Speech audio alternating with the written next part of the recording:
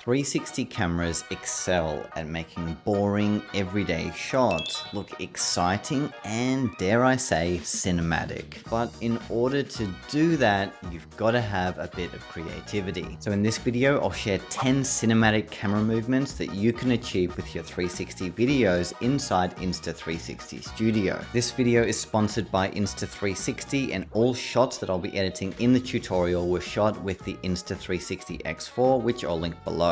However, if you own another 360 camera from Insta360, that's fine, you can still follow along with the exact same workflow. Start by downloading the latest version of the Insta360 Studio software, which I'll link below. And the first thing you want to do before we get started is, in order to make these shots as cinematic as possible, we're going to need to make sure we keep symmetrical framing. So in order to do that, inside the software, you'll find a feature called Guides. So if you select Window, then Guides, and then Enable, up will come a guide that basically shows you where the exact center of frame is, as well as where the horizon line is, which is going to come in really handy in helping keeping our shots level and symmetrical. There are a few different options here for the guides, so choose whichever ones you find most helpful.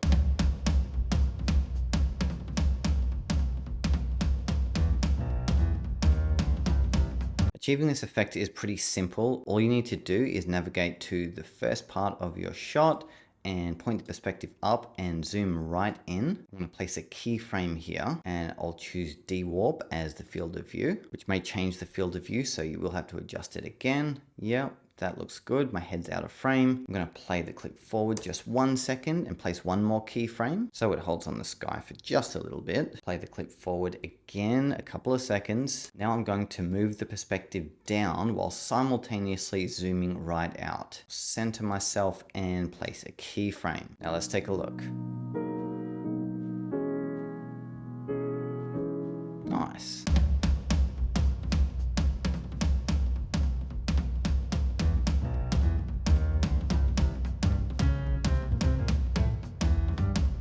The location sweep movement is pretty straightforward. All you need to do is firstly shoot in a location where you've got lots of detail in all directions. When you set your first keyframe, just make sure it's in the direction that you are physically moving. If you are moving, I'm going to center the horizon there and click add keyframe. Now I'm going to skip forward on the timeline a few seconds, and I'm going to spin the perspective all the way around 360 degrees and place another keyframe. Now let's watch that back.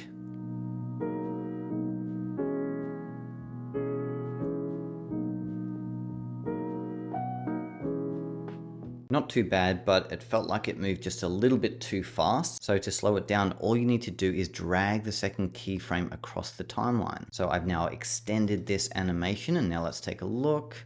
And yeah, that's great. It's now going maybe 20% slower than it was before, and that feels like just the right speed to be doing this sweep.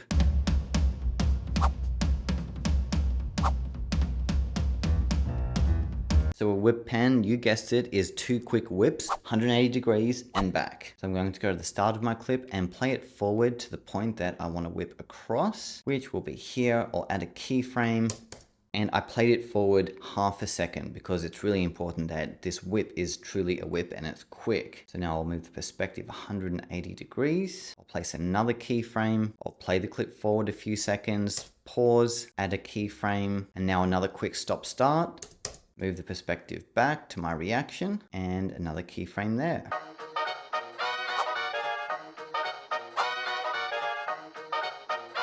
This kind of movement is a great storytelling device whenever you want to show yourself or a subject reacting to something, and you want to keep it short and punchy, but you don't want to keep cutting between different shots.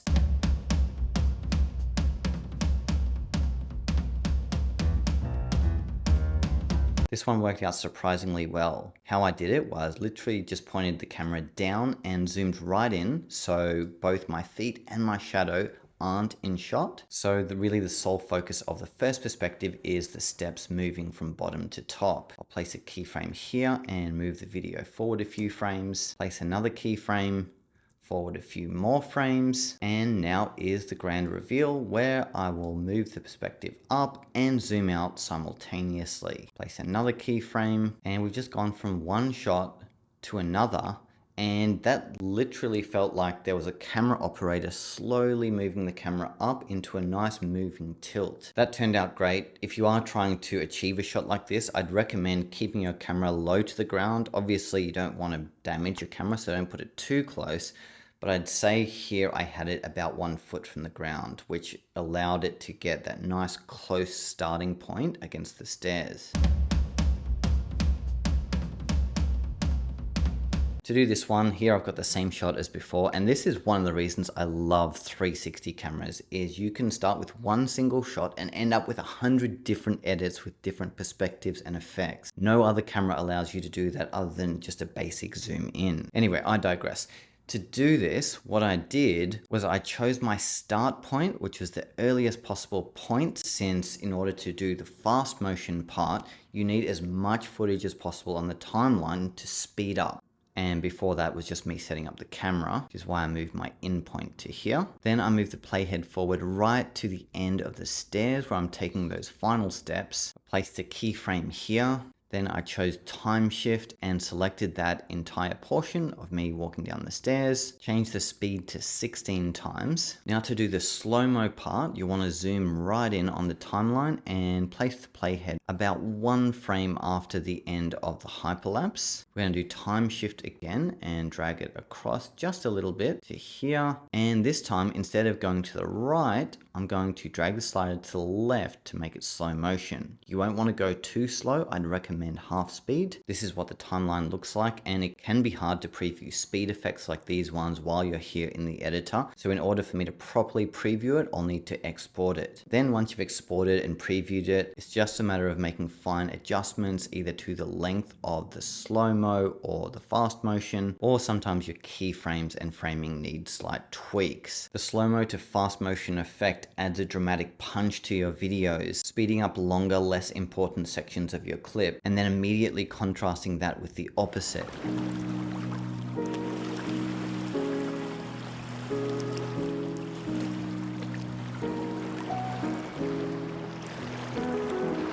Moving slow-mo is a really simple idea, but it is amazingly effective. All it is a combination of two things. 1, slow motion, and 2, yeah, you guessed it, a camera movement. So here I've got the waves crashing here at Maroubra Beach in Sydney, and I've chosen my first perspective here of the waves coming in. I'll add a keyframe. I'll move about 3/4 of the way through this bit. I'll zoom in so I can see my timeline better, and I want this movement to end just as this wave is hitting the side of the pool. So I'm going to move it across to the next perspective and zoom in a little bit, and I'll tilt the angle down so the movement is even more pronounced. Then I'll add a keyframe. I'm going to choose dewarp because I could see the horizon was looking a bit round. Let's preview that movement.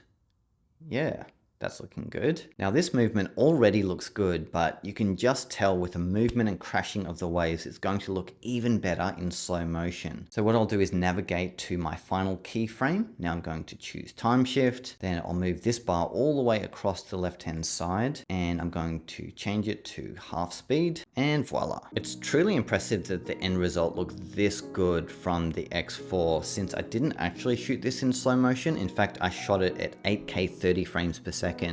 But this looks really close to 60 frames per second or even more. So don't be afraid of using slow-mo. Again, I just wouldn't push it to 1/4 speed because that's when it will start looking noticeably jerky.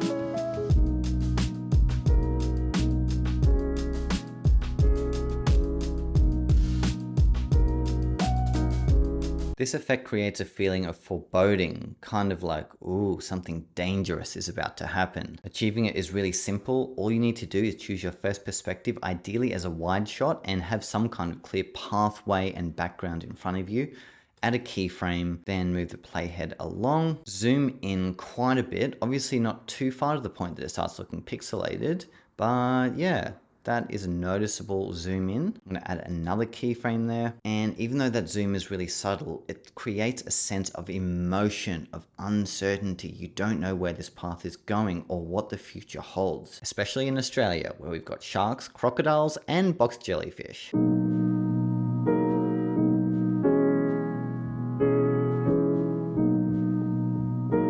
I call this effect zoom dolly because it's kind of like a dolly zoom, but backwards, where instead of the center of frame coming forwards, it's going backwards. And this creates a feeling like this road ahead is just getting longer and longer and longer. To do it, go to the start of your clip, and we're going to start with a zoomed in perspective. So zoom in as far as you can without it looking too pixelated. I think this is probably the limit. Now I'll move the playhead forward, and I'm going to zoom right out until my hand comes into frame down here, and I'll zoom in slightly.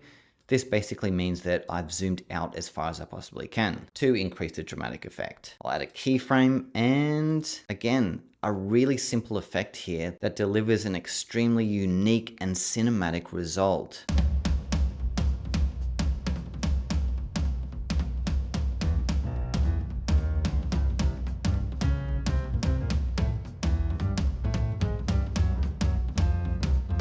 Achieving this effect is actually pretty simple. So here you can see I've shot my footage with my camera above my head on a selfie stick, and I walked for quite a while. So what I'm going to do to achieve this shot is position the view so it's facing down and I'm roughly in line with the middle line here. I'm going to place a keyframe and I'll choose D-warp. And now by hovering my mouse over the middle of the screen, I'm going to zoom out as far as looks natural, and I'm going to reposition it slightly like that. Okay, that looks good. Now I'm going to go to the very end of this clip, and again this is a long clip, and I'm going to zoom in just slightly. So over this top-down hyperlapse there's going to be a sense of slowly moving in on the shot to add yet another layer of movement on top of all the crazy movement that's about to happen. But it's only subtle, I'm not zooming in too far. So I'll go ahead and place another keyframe here. Now I'll go ahead and click time shift and select the entire timeline of this clip. And since I've got 17 minutes of footage here that I'm speeding up, I'm going to go all the way to 64 times. If you shot less footage, then this effect will totally work with either 16 or 32 times as well. And then up here on the right hand side under stabilization type, for this effect you'll want to turn direction lock on. And what this does is it will keep the perspective locked on me, so I'm always facing the same way throughout this entire hyperlapse. Since this is a slightly more complex clip and it's got a lot more length to it, you won't be able to preview it in full until you export it. So in order to do that, just hit export down the bottom and save the clip to your computer with H.265 codec, 4K resolution with a bitrate of 100.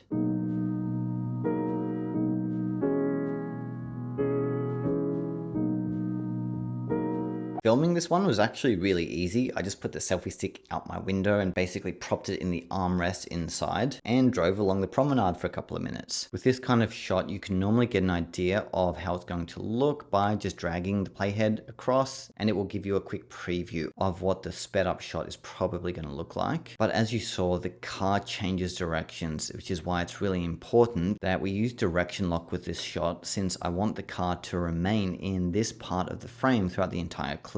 So what I'm going to do is choose my very first perspective, and this is where roughly I want the car. At the top right under stabilization, I'm going to turn direction lock on and just reposition it to where it was. Going to add a keyframe, and now if I play this forward, I can skip to any point of the timeline and the car is going to be in the same spot. This effect works great because it contrasts the stillness of the car being in the same spot throughout the entire clip with the constantly changing background, and that makes it look extra cinematic. Now all we need to do is place the hyperlapse effect by clicking time shift across this clip and choosing the level of speed you want. Normally 16 is a great choice. The editor will give you a preview of what the clip length will be. So at 16 times, it will bring it down to a 15-second clip. If I sped it up to 32 times, it'll be a 7-second clip. And if you are shooting a car shot like this, you may want to try a few of these to see which one looks best, since every shot and location is different and it may suit a slightly faster or slightly slower speed